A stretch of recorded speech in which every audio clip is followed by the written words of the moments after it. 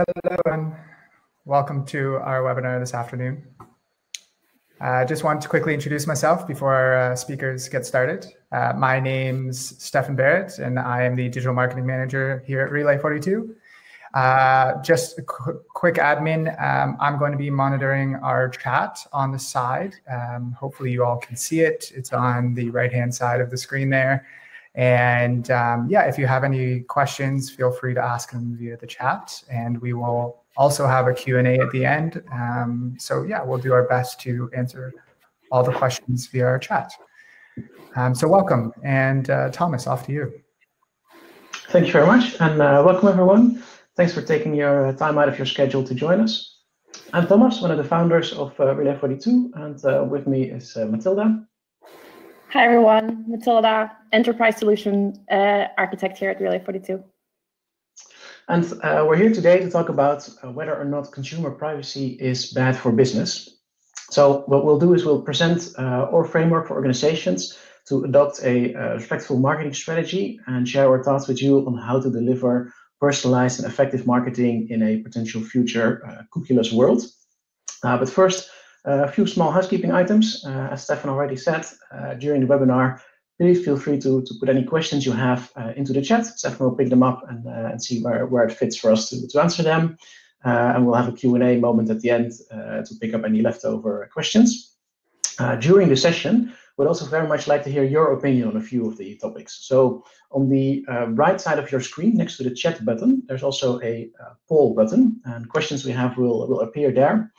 Curious to hear your views and then, of course, use them in our story as well. So let me start with a little bit of context, because we're here talking today about consumer privacy and data and the impact on your businesses. But there's no question that there has been quite a lot of turbulence in the data world in the recent years. And it is as an industry that's growing exponentially. We see the data volumes doubling every few years. It's really rapidly going up. And because of that fast growth, and I think the understanding and many times also the legislation has a little bit of trouble keeping up. And for us, that really creates a disconnect between how fast the industry is evolving and how we're getting more data, more advanced algorithms on the one hand, and how well the public, on the other hand, actually still understands what's happening and what's going on with their data and how these things are happening behind the scenes. And we believe that this can lead to a confusion or even sometimes a fear in the general public and the consumers that we're trying to speak to as an industry. And that's not just sort of underneath the surface, but it's becoming more visible. Recently, you see, for example, in the US, congressional hearings on big tech, on data. People are quite on edge about the whole influence it may even have on the public debate and on things like elections. And there's more and more media attention for data.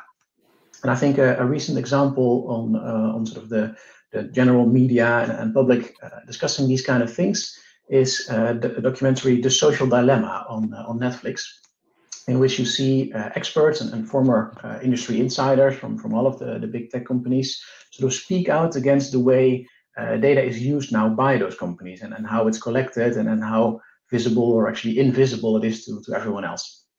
So as a quick also test of our poll functionality, again, in the top right corner, there is a button for you. Let's see who has actually seen The Social Dilemma.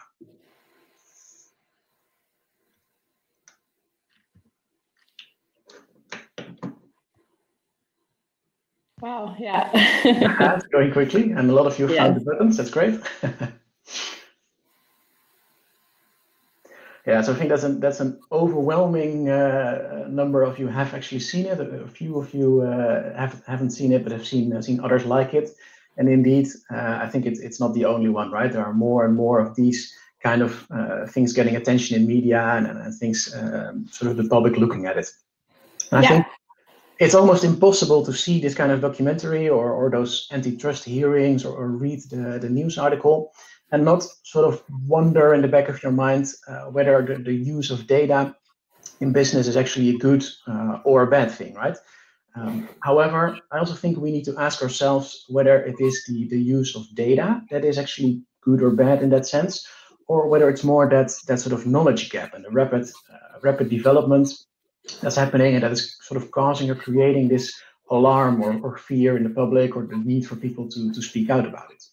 And well, really believe it is that second part. It's not the data itself, or the fact that companies use and improve interactions through data, but it's really that sort of misunderstanding or the vagueness around it. So in this webinar, we'll dive into how we actually got there, what was the evolution that took us to that point, what it means for business and consumers. And Matilda will present our model that we see on our way to bits on how businesses can best deal with this, and then close off with a look at what that also means in the world of cookieless and ITP and actual tracking technologies. Yeah, absolutely. So we propose that there are two key pillars to consider in order to close this gap of, on the one hand, the exponential growth of data and collection and its usage, but on the other hand, then this consumer and legislative sort of understanding and many times worry of the use of the data. And together they form the foundation for what we call respectful marketing strategy. So the two pillars are transparency and mutual value creation. So by building your marketing activities on top of these pillars, you're able to create a respectful yet highly personalized marketing strategy. And at the end of the day, it's just that personalization aspect that also makes the marketing efforts respectful. And during this webinar, we will go into more detail about what these pillars actually mean and how you can apply it in your business. Great. And Matilda, can you take us through a little bit more of the context of the history that led up to this? Yeah, absolutely. So before online, way back, if you can still remember, each business really had the opportunity to build a strong relationship with their customers through one-on-one interactions, right? So a customer would physically walk into a store where everything was carefully designed to match the specific brand and the experience that that brand wanted to give each customer. However, when business moved online years ago, this personal touch was removed in many cases, simply due to the fact that from a technology perspective, there was just not the right capabilities in place in order to provide a personalized experience. So getting to know each customer that walked into your online store was virtually impossible. As a result, online commerce really became firstly about just being found at all, I think, on the wide web. But later, more of a sort of a marketplace really based on price comparison, because the experience was just really rarely a differentiating factor at that point. So fast forwarding to today, where the anonymous part is really slowly being removed thanks to data, and with the introduction of data collection and its use, we can really create personalized and unique experiences for each and every customer. And I think it's safe to say we have entered a new era. Customer data essentially is a way for us to go back to that store setting and getting to know each and every single customer in that one-on-one way again, but just this time at a much bigger scale. So we want to keep this webinar very interactive. So as Thomas said, there's going to be a few polls throughout, and please add any of your questions in the chat. So before we move on and go a little bit deeper into this, we're really curious to see how you experience this as a business. So there's going to be a poll popping. Yes, poll popping up. I think, yeah, it's like it's mirrored for us on your right side of the screen. So our question is really to understand how well you think your business knows your customers or consumers today, let's say, versus 5 to 10 years ago. And I think that's especially in the context of all these sort of new capabilities and new eras, right? We have so much more data, but at the same time, for you, has it actually become more possible to understand that customer, or is it sort of decreasing the understanding? And I think looking at the early results, it almost feels like presenting an election. We can see better than before, moving ahead quite far, but also we see a few worse than before. So maybe for those people, it would also be interesting to put in the chat where you think you're missing out, or where you think the factors in that are for our future discussion. Yeah, where the challenges lie. I think one of the common things is also just like the sheer amount of data and how to use it, what to do with it, how to actually use it to understand and get to know your customers is a big daunting task in itself, right? But as we can see, I think the majority of the people that are in the webinar feel like they do know their customers better than when businesses initially went online some years ago. So I think it's safe to say that there is a great opportunity here, right? So we can personalize each and every interaction and offer exactly what each customer needs right at the moment they need it. But as we're here to talk about today, there is also, of course, an increasingly critical view on this opportunity and the use of customer data. So diving a little bit deeper into why is that? So in practice, it's really going back to the analogy of the old-timey grocery store again. So it's really the difference of physically walking into your local grocery store where the clerk knows you, or let's say your local bakery. And I think especially my local bakery knows me really well by now with this home office situation. And let's say they recommend you a new type of chocolate because they know that you're a chocolate lover. In the physical world, we find this service really valuable and personal. We like that we get treated as a special and unique customer, that the business knows us. But in the online world, there is now skepticism around actually the exact same service. So I think the biggest reason for this, let's say, discrepancy is because in the physical world, we're aware of the data we share. We're aware that we tell the clerk that we really like chocolate, or we're aware that the person in the cash register see the products that we buy more frequently. But online, people might not be aware that they have shared that information, that they like chocolate, simply through their behavior on a certain website. Because today, we're so good at understanding online behavior and even predicting the needs of each customer. So to a customer, it might seem like a business would only know this piece of information about them because they've been spying on you. And then it quickly becomes creepy, right? Yeah, and I think even in some cases, I mean, you hear people have almost conspiracy theory-like things, right? But maybe the microphone on my smartphone is figuring out what I think, because it looks like that website knows what I think, right? It's really it's indeed that spying on feeling where people don't fully understand what's happening. Yeah, absolutely, and that is really what we're here to talk about today. How do we remove the creepiness? How do we remove that uneasy feeling about data being a bad thing, essentially? And the key answer is we need to make sure that we apply a respectful marketing strategy. So what does that mean? So now we're going to deep dive into these two pillars and the majority part of what this webinar is going to be about. So it's really about creating transparency of the data we collect and why we collect it. And on the other hand, adding mutual value creation. So really adding value to how that data is used. So in this way, we remove the sort of unknown elements that can give rise to alarm with consumers. And we show them that the intention is to build a meaningful relationship and provide value rather than exploiting their data.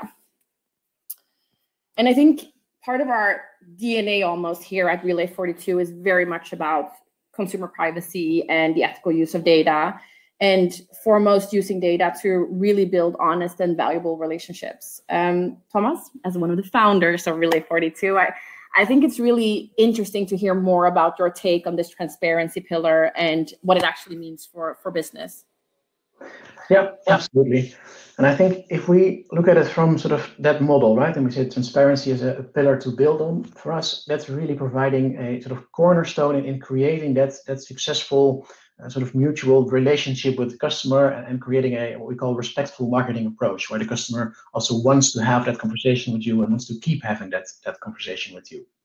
And transparency in that context is all about having your customers understand what you are collecting, what is the kind of data, why are you doing it, how are you going to use that data. And I saw in the chat, Alvaro already had quite a good remark. He said, well, if you compare it to that chocolate, it's great if you understand right now because you've been here last week. It's a little weird if you remember every bonbon you bought 2 years ago. Which I think is exactly the kind of example where you would think that clerk is a little creepy. How do you know that?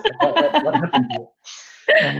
And of course, for me, there's also another part that where it's really important to give your customers the space to say, I'm okay with this, or I'm not okay with this, right? It's really, it's not just understanding what and what kind of data, why do you collect it, how do you use it, but you also have to have then the space to say, well, given that I now understand what you want to do, I don't want you to know 2 years down the line that I bought 6 instead of 5 bonbons. It's not a pretty sight for me.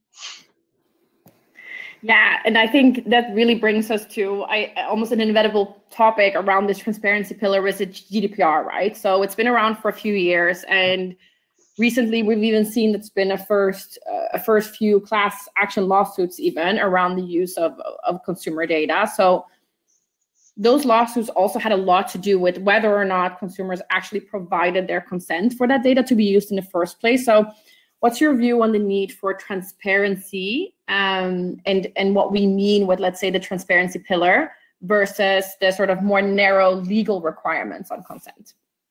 Yeah, I think that's a great match, right? And you describe it very well. I think that legal requirement is quite narrow because there is a legal requirement for consent. And that means every European consumer must always first agree before their data is being used. And if you start to look a little bit more in detail in how GDPR positions that and how they describe it, they say it has to be a free, informed, and explicit consent. If you break that down, that means free consent means that there was not a gun to your head or the approach you say, well, if you use our service, we assume you're okay with this. That's not free consent, right? You're trying to, you have to make your own choice and you have to be able to say no. Then an informed consent in the GDPR context is very close to what we mean by that transparency pillar.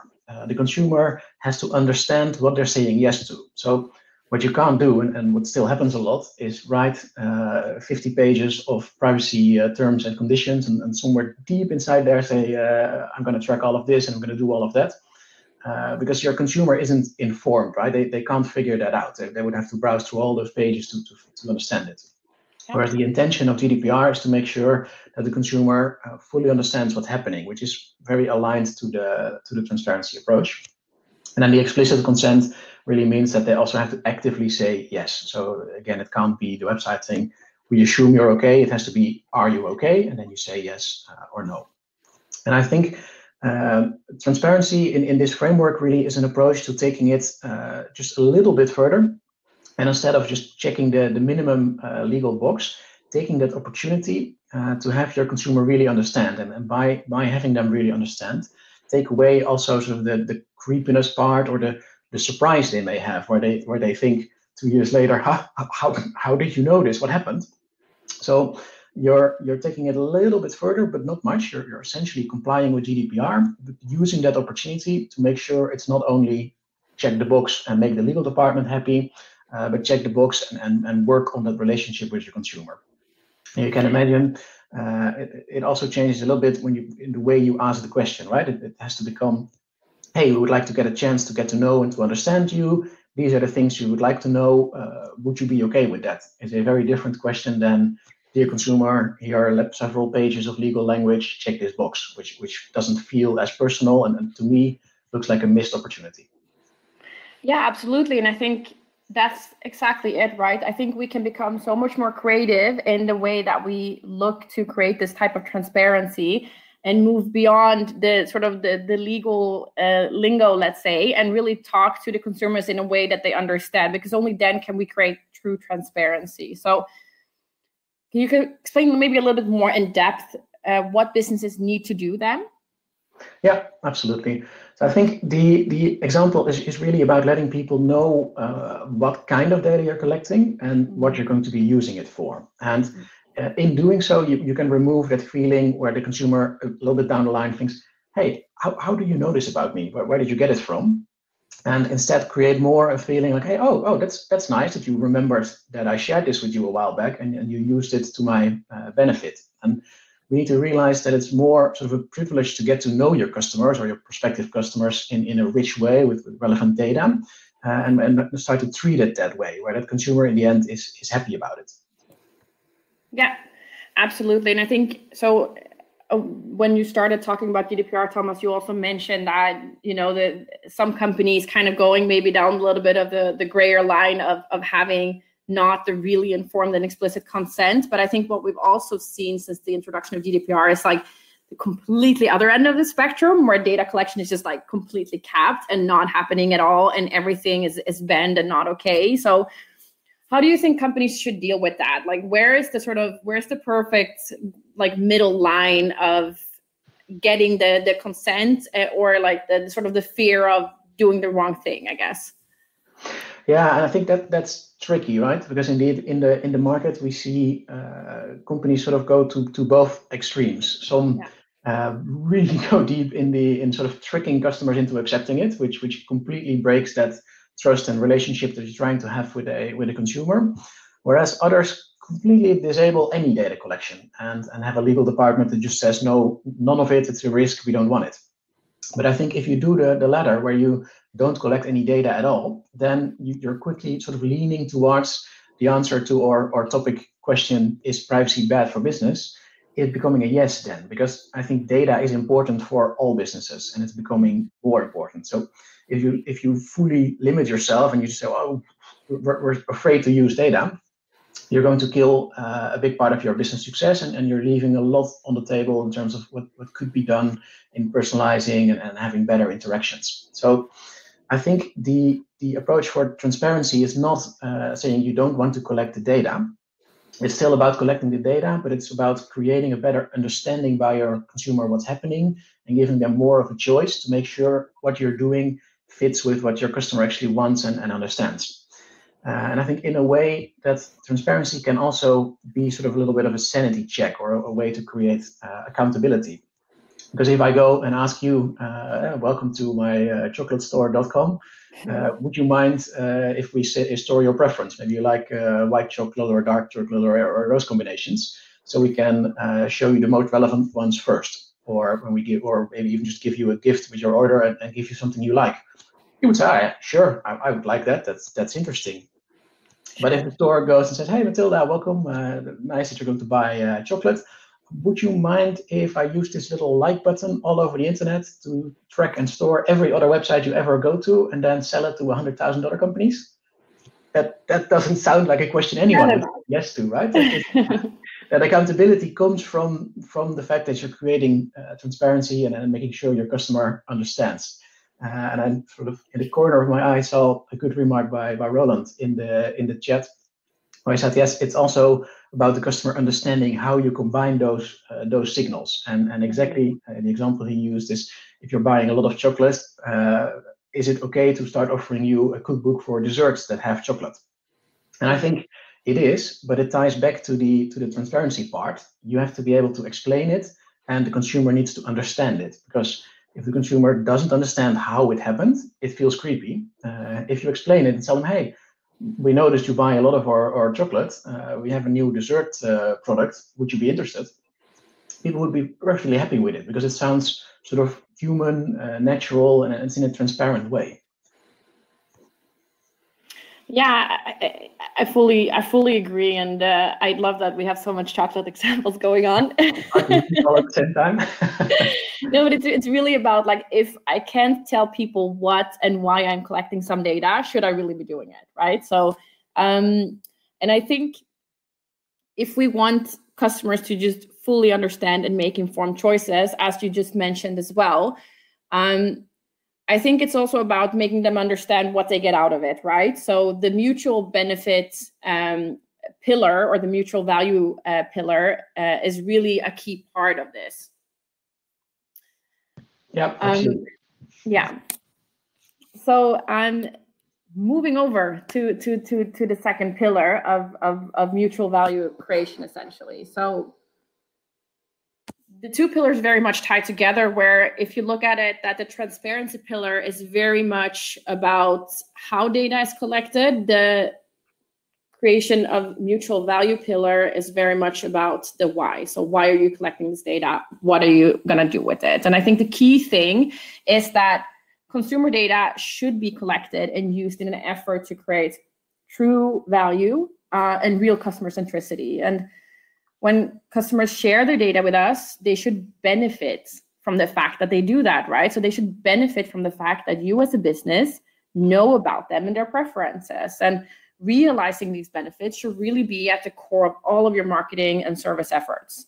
When you're mapping and executing your customer journeys, when you're setting up campaigns, even when you're setting up AI models and what they should be doing. I think there's a danger in getting too much caught up in the AI models that only deliver business benefits, as in conversion likelihood and all these kind of things. And we should really be sanity checking these things as, okay, but where's the mutual value in here?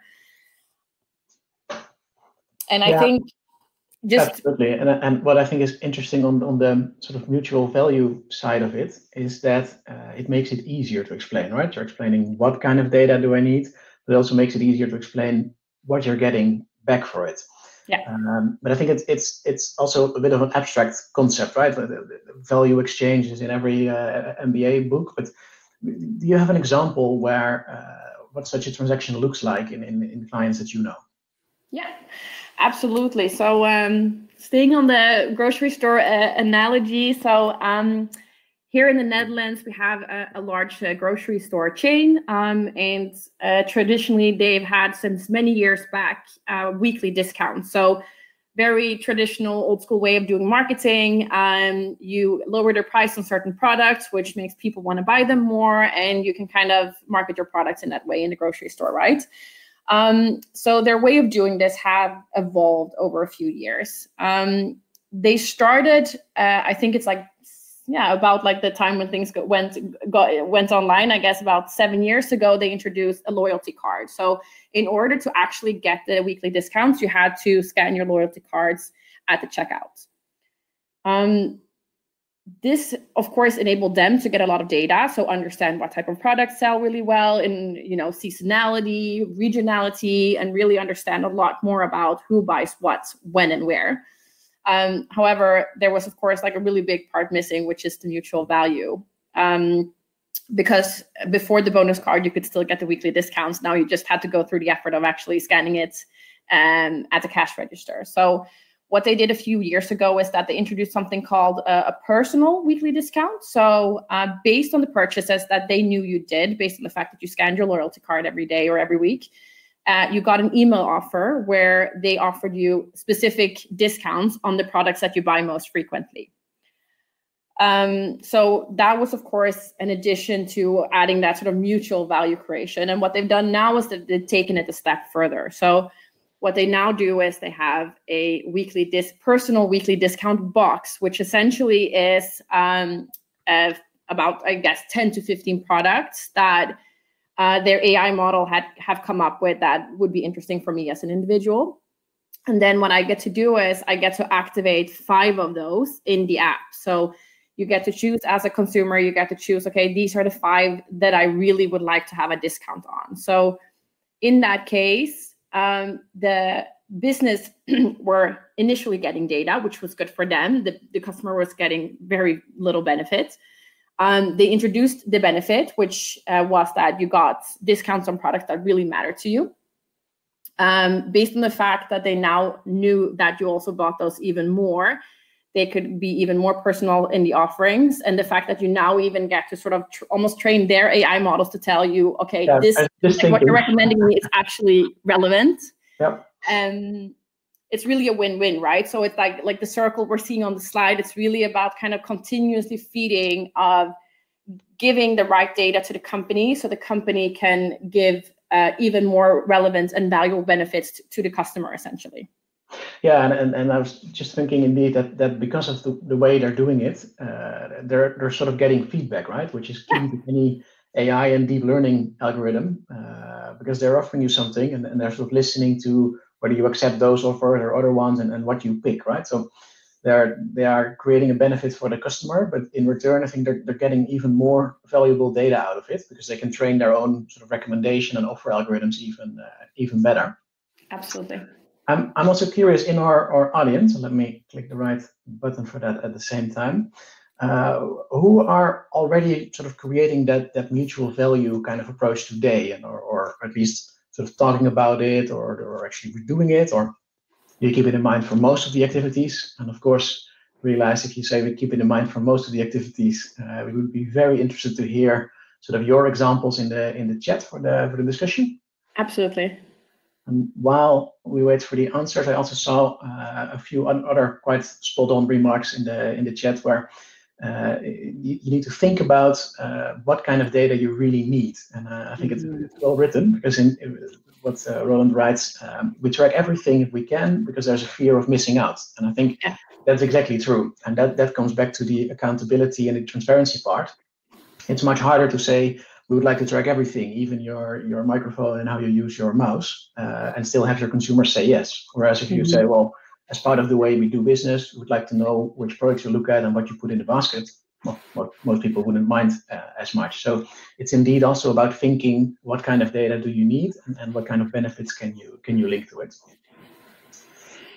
Looking at the numbers, we're almost evenly between we do it to some extent, and we keep it in mind for most of the activities. So those that dare, put your examples in the chat, and we'll come back to it later. I think that's quite interesting. And Matilda, for your example, I think this was a great example of mutual benefit and sort of creating a transaction around the data, and then even generating more data. But how did they do on that transparency pillar that we started with? Yeah, I think I'll bring back the slide on the two pillars so we can see them. Yeah, less good, I would say, right? So when you activate your loyalty card, you do that by signing up online and connecting your loyalty card to your email address. You do that once. Once you've done that, you also click some kind of legal requirements and saying, yes, I agree to these and these things.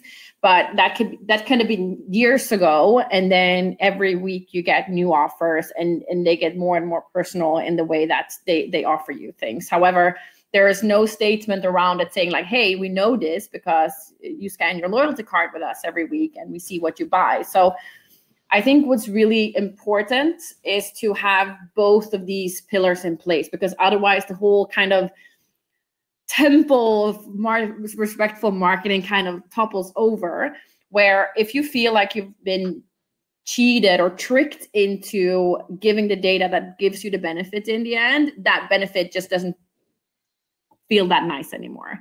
So it's really about having that combination, right? Yeah, and then you're moving a little bit away again from sort of having a relationship with your customer and an ongoing dialogue and mutual benefit, right? Then it's really to say, I give you this and you give me data, and you don't fully understand.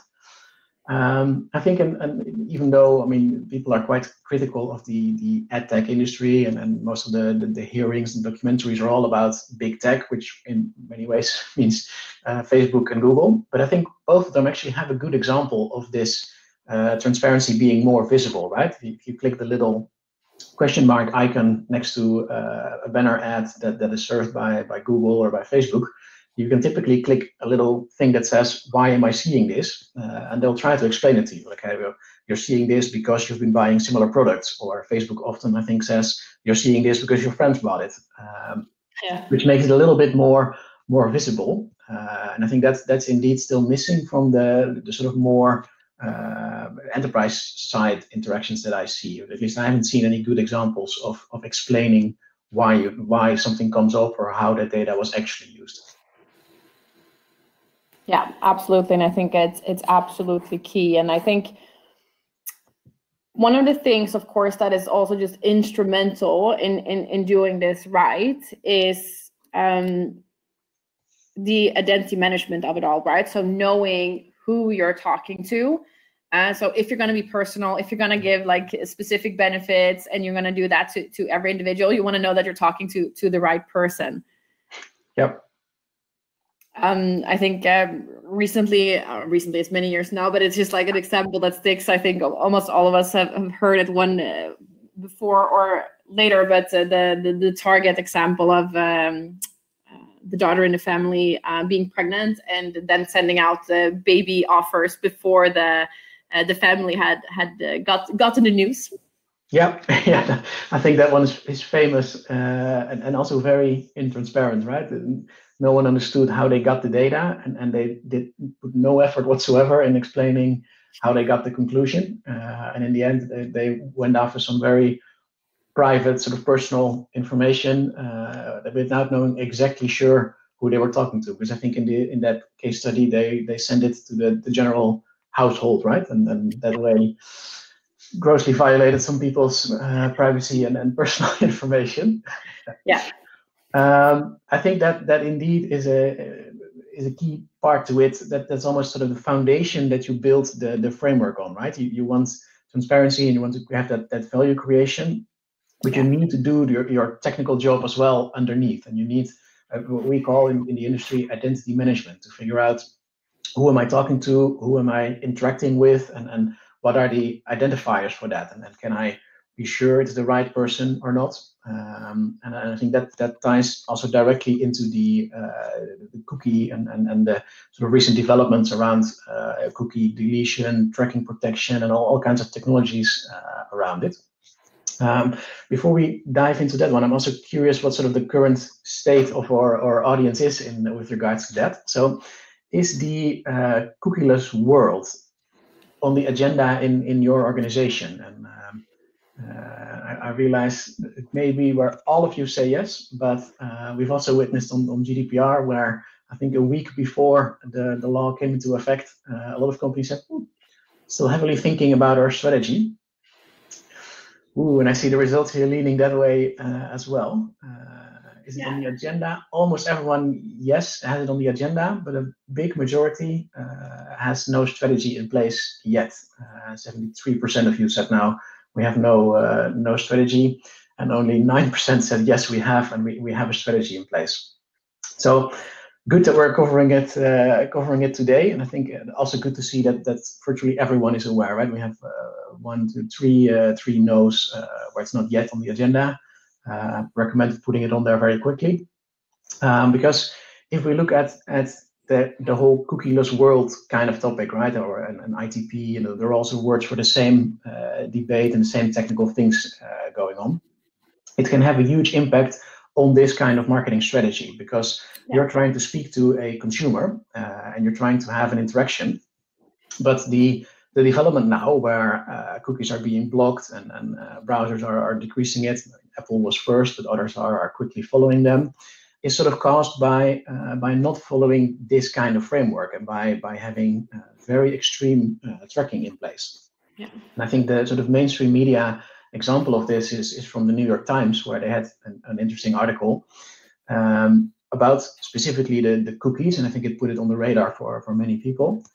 If you read a news article, you would expect the New York Times to understand I'm reading that article and know which article I'm reading, because it's on their website, right? And they have an account or a subscription with them where they understand this. And that sort of interaction is part of a first-party cookie. And that's the same technology that's used where you can log in, where they will remember, I don't know, you put a bigger or smaller font size or any of those kind of attributes to their website. But what's happening in the background as well, and the article was quite shocking, they counted how many others also received that fact that you are looking at one specific news page. And they got on one page to 158 third-party cookies, which sort of the name already defines it, right? There's a third party, not being you and the website, but someone else that is figuring out you're looking at that. And I think that development is really where the ad industry has gone too far, right? There's no way you can explain to a consumer how this is happening. I think many of us working in this industry have already had some, let's say, birthday party where someone said, are you the reason I get followed around by this pair of shoes I looked at 2 months ago? I always try to hide and say, no, that's not what we do, but it is something our industry does. And because that has gone quite out of hand, there is almost sort of a battle around the third-party cookie, and both Apple and Microsoft and a few others are sort of stepping up to reduce that. The difficult part is that it's also making the normal interaction with your customer more difficult, right? Because these technical limitations don't understand whether this is an interaction that is beneficial to the consumer and that they are aware of, or whether this is one of those 158 vague unknown names that are capturing the data about this consumer without them knowing. On the other hand, I think this approach where you really build a strategy on transparency, on explaining the kind of data that you're using, and explaining also the value you're creating from that for the consumer, also offers you an opportunity to have that relationship and talk with your consumer on different identifiers. Because if you're transparently explaining, I would like to capture this data, or I'd like to capture that kind of information, we'd like to remember this for your next visit, coming back to our chocolate store, not for 2 years, but we'd like to know how often you buy these kind of things. Mm-hmm. You can also do so using different kinds of identifiers. And that is a rapid change we see, and we see some customers already being very successful, where more than half of their sort of customer data sets are not actually linked to cookies at all, but are linked to much more identifiers, where they use either login systems or email addresses, phone numbers, all kinds of things that the consumer even voluntarily shares with them, because there is a benefit for them, there is a value. Even your loyalty card is a good example. You voluntarily carry the thing around and you use it because you understand what they do with it, you get something back, and you create more identifiers. So I think that the development towards sort of a world without cookies and all the technical limitations on those, well, mostly invisible sort of third-party data collections happening, is also pushing the industry towards a better approach. And it's creating, for many businesses, it's creating an opportunity to build more of a strategy where the consumer understands what you're doing, where the data comes from, and how you want to interact with them. So I think if we link that back sort of to our topic question, is consumer privacy bad for business? I think if you deal with it by not using data, then yes, consumer privacy is bad for business. But if you deal with that trend by being transparent, by creating that mutual value between the business and the consumer, and it's accelerating that way of identifying your customers in different ways and opening more kinds of dialogues with them, then I think actually this development on consumer privacy is actually very good for business and will help drive a better strategy. But of course, it also means a lot of things in technical terms and how that cookieless world starts to develop. So we will also have a further webinar in this series specifically on the technical challenges on that cookieless world side. But from a strategy perspective, I think it's a good development. Yeah, absolutely. And I think what's cool about it is that this strategy kind of helps you bridge that, or create a bridge towards that new world, right? And exactly. Yeah. Cool. Hey, Stefan, I saw you pop back up, so I guess it's time for Q&A. Yes, I'm back. Brief at the end, gang, brief at the end. But yeah, thanks, guys. That was a very informative presentation. Lots of discussion in the chat here. A couple of points you've already touched on.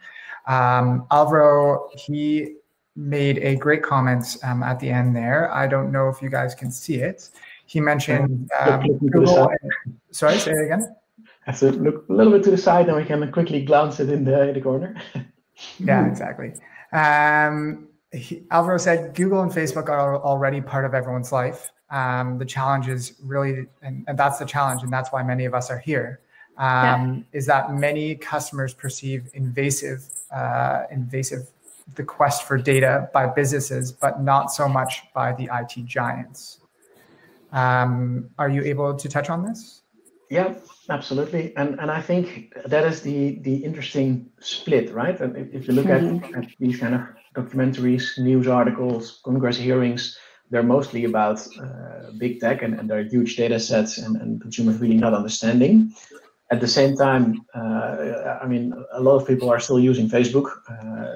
There was a trend where they said delete Facebook and maybe it cost them 1%, 2%, 3%. I don't even know the number of their profiles, but overwhelmingly people know about it a little bit, but still use it.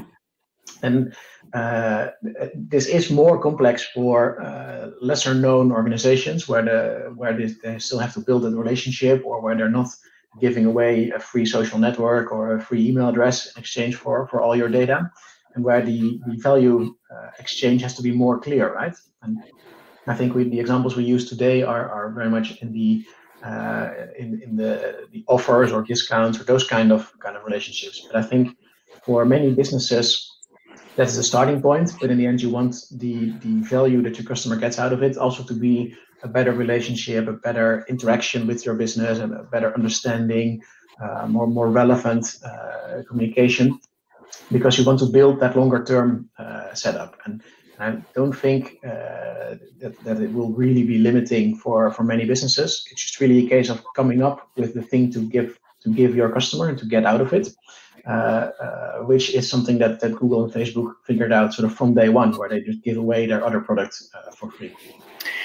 Yeah, and I think one of the key things as well, and I think it was a good remark that was made earlier in the webinar, is like, should we collect, don't become a data hoarder. Don't get all the data just because you can, right? Be more selective about it. And I think that's kind of a little bit of the problems that have happened with the Googles and the Facebooks of the world, is that they have all the data, right? And I think when you use technology like in-house, let's say, to build this knowledge and understanding of your customers, it kind of gives you the power back as an organization to how much of that data you kind of share back with these guys, because yes, they're part of our lives, and yes, they're a great way to reach basically the entire world, right? But I think we're heading towards a world where we're more careful with how much we share with them, because let's face it, they're already great at reaching everyone. They don't need gazillions more data sets from each and every business. Yeah, absolutely. The term in our chat was fear of missing out. Yeah. It's almost FOMD, fear of missing data. Yeah. Data FOMO. It's a real thing. Cool. Just adding on to that, you did actually touch on this briefly, but quickly, how do you apply this first-party data activation strategy in things like sending emails when you have little contact with the end consumer? This is apparent in industries such as FMCGs, for example. Yeah, I think, Matilda, you've done a lot of work with FMCG and with our clients. Maybe you want to take that one? Yeah, absolutely. So actually, it's a very exciting development actually in the FMCG industry today, because I think as third-party data and the relevance of it is decreasing, industries where it hasn't traditionally maybe been the case where the consumer and the brand have had a close contact is now starting to build that and expand to that. So actually, this type of strategy is very much applicable in that world as well. It's just a bigger hump to get there. So you need to kind of, step by step. We see a lot of brands kind of extending to having more online brand experiences and trying to tie sort of their offline products into the online world by giving mutual benefits of discounts or membership or loyalty card kind of situations. And based on that, they can get to know their customers in an online and an offline setting, and start to reach out via email and in other ways as well. So kind of moving away from only kind of buying data sets from the external vendors and kind of just doing branding based on these different audiences, and really building these more long-term, meaningful one-on-one relationships. Yeah, and I think that buying data is a little bit the shortcut, right? You're basically paying someone else to do the opposite of the strategy, to very intransparently sell you a bucket of cookies that they know something about, that your consumer probably doesn't understand at all how you got it. So, and I think in industries that are further away from sort of having a lot of first-party data and a lot of direct contact, it is a bit a longer sort of build up to get to that point. At the same time, I think it's important to start early enough, because there is also something maybe wrong with your business if you have no consumer contact and consumer relationship at all, right? And then you may want to think about what your future then looks like. Yeah, absolutely. And I guess that's like the unique advantage of the scenario, going from the evolution of like the physical store all the way down to like moving online and now having all this data, right? So for the first time in history, if you are, an FMCG or a brand that is available in a physical store or in an online store, then you, for the first time, can start to really build like a one-on-one relationship with those customers as well, which is pretty cool, actually. Yeah, exactly. Yeah, cool. Cool, and that blends in well to my last question, actually, and also referring back to Alvaro's comments in the chat earlier. But I'm wondering, how do you deal with the change in the relationship between both the human shop owner to having, now the feeling to talk to a big corporation behind the screen? That shift in mindset nowadays. Yeah, good one. And I think it's very much in personalization, right? And personalization at scale, because in the end, we all have to be realistic. We work with and we work for companies with millions of customers. So personal service will not be one person to another. We call it one-on-one, but it isn't one person on the other end talking to the consumer, because it just physically isn't possible for any company of the right scale. But I think personalization plays a big role in it, and consumers aren't crazy, right? They don't really mind whether there is an exact person on the other end. What they care much more about is the kind of behavior that the brand displays in that relationship and in that dialogue and interaction, to be like a human would do it. But it's perfectly fine. Everybody knows that Matilda's offers in the app example are not being put there by a human, right? You just want to get them in a way where it would make sense if a human had done it. And I think the advancements in AI are also really making that much more possible over the last few years, and probably even more so in the coming years. Yeah, and I think it's also just very much about like the personal touch, right? So it's almost more about the feeling that you give to your customers about it. So if you're not doing any personalization, if you're being super generic, then every customer will indeed feel like they're talking to just like, or they're experiencing a big corporation behind the screen. But if you, through the use of data, can show them like, hey, we know you, hey, we get you, we know what you like, and we would like to give that to you. You give them the feeling like, okay, you get me, you care, and it becomes something different than just a big anonymous organization, and it becomes more similar, even though we could never fully replicate that, the guy in the chocolate store.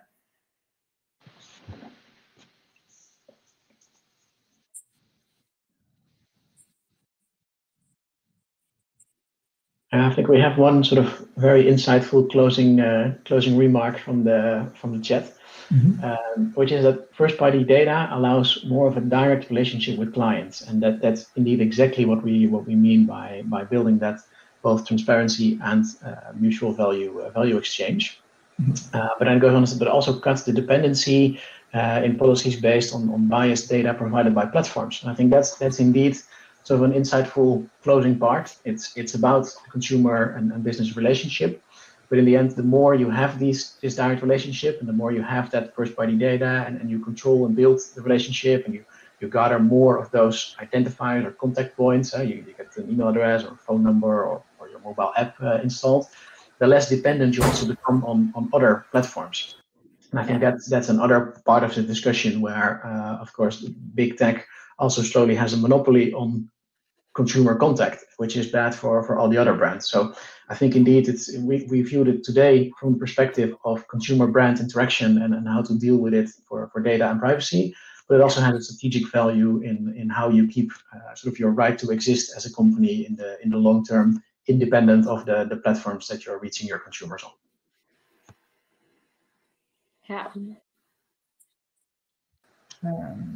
Yeah, cool. Awesome. No more questions? Ask them out, forever hold your peace. Yeah. No, we can always reach out over email as well. Absolutely.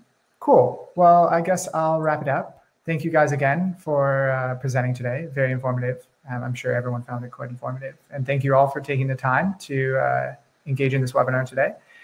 We will be following up with an email with the recording to the webinar for your viewing pleasure. So yeah, keep an eye out for that. And yeah, don't hesitate to reply to the email, and we can answer any questions you may have. But yeah, thank you all again, and enjoy the rest of your week. Thanks everyone. Bye. Bye.